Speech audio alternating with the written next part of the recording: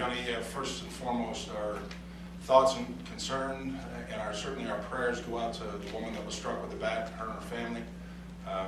We don't have anything further than that, other than, you know, obviously she was taken out of the ballpark, but, you know, a scary moment, certainly. And like I said, our concern is with her and her family.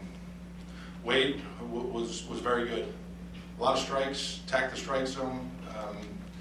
You know, setting aside the start 5 days ago, 6 days ago, he came back out and rebounded. He's pitching extremely well, and we were able to play very good defense behind him, particularly in the infield. And I think a lot of that has to do with the pace in which he works. John, what's allowed Wade to kind of regain his efficiency and be so economical as a pitch count? You know, I think more than anything, Pete, he's settled into the style of pitcher he's been for the 3 years in Arizona.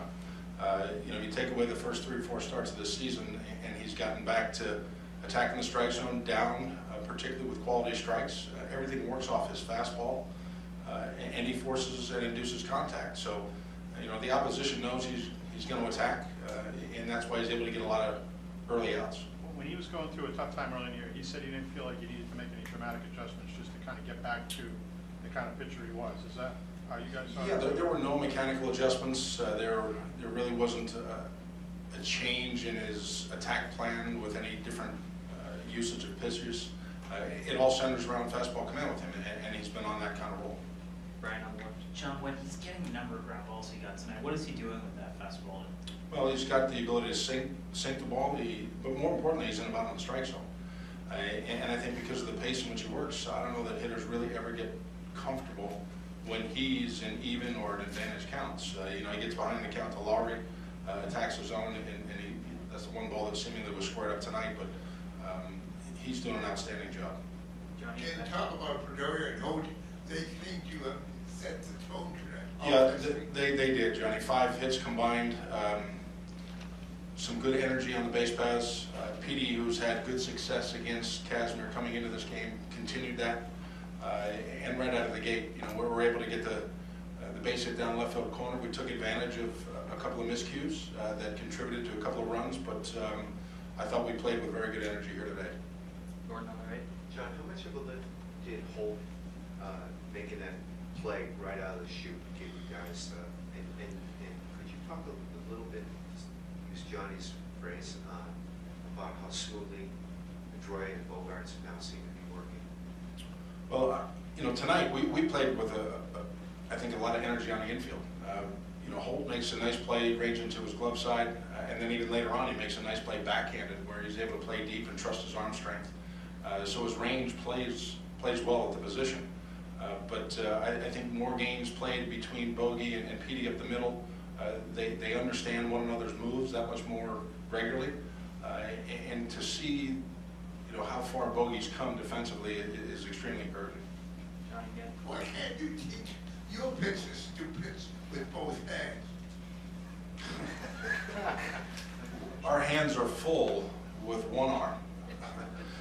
But, you know, that was truly amazing tonight. To watch Venditti, you know, it's a remarkable thing to see what one person's body is capable of doing. The coordination, you know, even guys in the dugout were kind of marveling. This is a very unique thing and a really cool thing, actually. John, you've seen, I'm sure, plenty of players go off the field on stretchers, but how unsettling is it to see a fan, you know, go by your dugout like that and, you know, what happened? Well, it's a scary moment. You know, all you can think about is a family coming to a ball game to hopefully get 3 hours of enjoyment. And unfortunately, you know, with how close our stands are to the field of action, you know, an accident like this tonight, you know, is certainly disturbing. And like I said, our thoughts and concerns are with her and her family.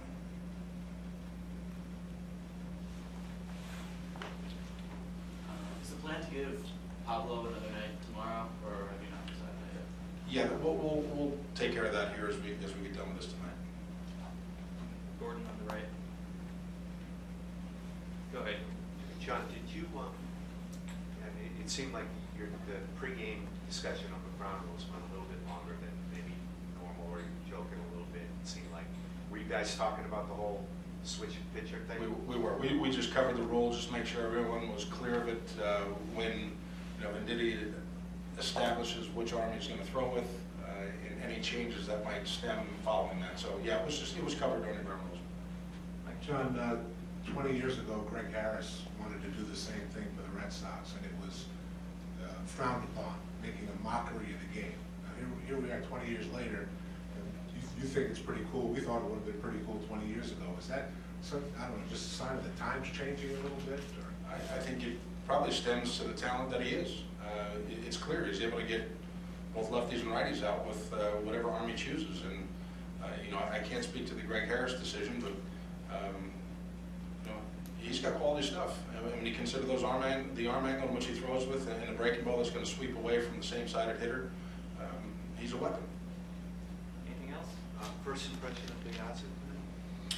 For having 7 or 8 days down and not playing, he stepped right in, gets a good, clean base hit off of Casimir. This is a guy that has done some damage against us when he was with Baltimore, and hopefully he's going to be able to contribute. He ranges far to record the last out of the game. He will certainly be in the mix.